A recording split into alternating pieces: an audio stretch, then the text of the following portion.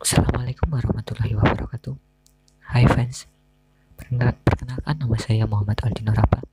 Saya di sini akan membacakan proposal penelitian tentang indeks transparansi pengelolaan keuangan daerah. Yang pertama yaitu bab 1 pendahuluan. Latar belakang, sejak diterbitnya Undang-Undang Nomor 14 Tahun 2008 tentang Keterbukaan Informasi Publik, Instruksi Menteri Dalam Negeri Mendagri Nomor 188.52-179-SC-2012 tentang transparansi pengelolaan keuangan daerah atau TPAD, Instruksi Pemerintah Inpres Nomor 7 Tahun 2015 tentang aksi pencegahan dan pemberantasan korupsi adalah sebagai bentuk komitmen pemerintah untuk menciptakan penyelenggaraan pemerintah yang bersih dan transparan. Yang selanjutnya, identifikasi masalah. Permasalahan penelitian yang penulis ajukan ini dapat diidentifikasi permasalahan sebagai berikut. 1. Apakah pemerintah daerah sudah menerapkan transparansi dalam pengelolaan keuangan? Yang kedua, apakah 3 tahap utama pengelolaan keuangan daerah sudah adanya transparansi dalam kegiatannya? Yang terakhir, bagaimana pengukuran transparansi pengelolaan keuangan daerah?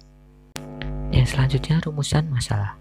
Sesuai dengan penetapan peraturan tentang transparansi, pemerintah daerah seharusnya menerapkan transparansi, terutama dalam pengelolaan keuangan daerah.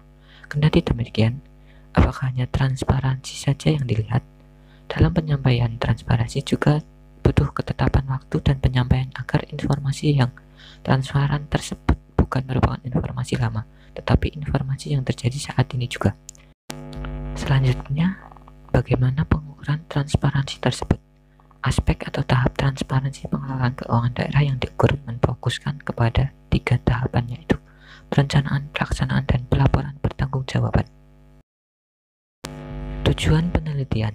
Penelitian ini bertujuan untuk mengukur transparansi pengelolaan keuangan daerah di Indonesia dengan berfokus pada 3 tahapan utama atau aspek, yaitu aspek dalam pengelolaan keuangan daerah, yaitu aspek perencanaan, pelaksanaan, dan pelaporan serta pertanggungjawaban APBD. Manfaat penelitian. Yang pertama, manfaat teoritis. Dengan penelitian ini diharapkan memberikan informasi mengenai transparansi pemerintahan daerah dengan menggunakan indeks untuk penyampaian data. Selanjutnya, manfaat praktis. Yang pertama, bagi penulis, sebagai pemenuhan tugas mata kuliah metodologi penelitian akuntansi, bagi pemerintah daerah untuk ajuan evaluasi atas transparansi yang sudah diterapkan dan atau meningkatkan penerapan transparansi dalam pengelolaan keuangannya. Selanjutnya, bagi masyarakat umum, memberikan kemudahan masyarakat dalam memahami penerapan transparansi yang telah dilakukan oleh pemerintah daerah. Bab 2, kajian pustaka. Yang pertama, transparansi. Transparansi adalah sebuah konsep yang luas berhubungan dengan ketersediaan informasi dapat diakses dan digunakan oleh masyarakat dan pemangku kepentingan lainnya.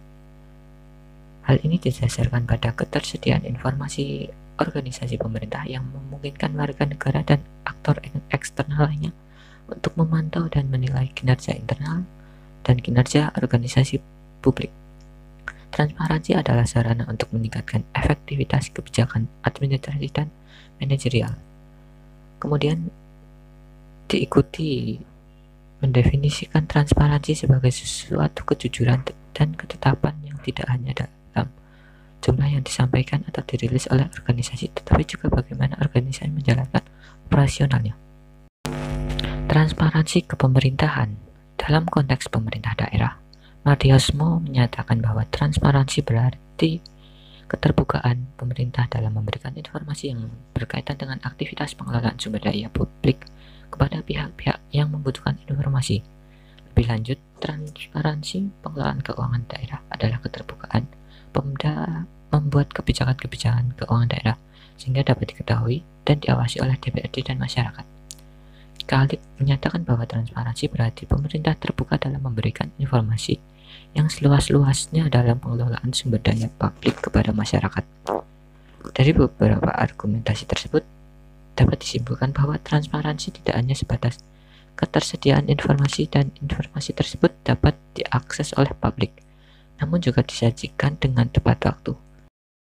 Bab ketiga, metode penelitian.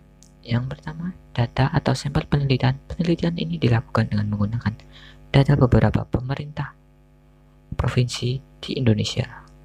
Teknik pengumpulan data pengelolaan keuangan daerah diperoleh dari masing-masing website resmi Pemprov untuk anggaran tahun sekian, dan data tersebut terdiri dari data perencanaan, pelaksanaan, dan pelaporan, serta pertanggungjawaban pelaksanaan APBD.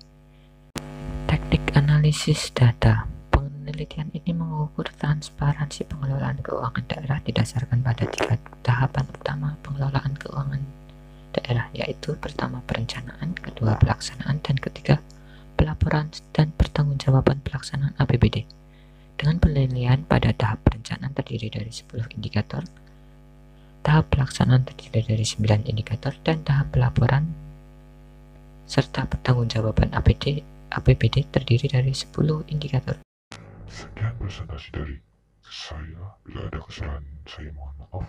Assalamualaikum warahmatullahi wabarakatuh.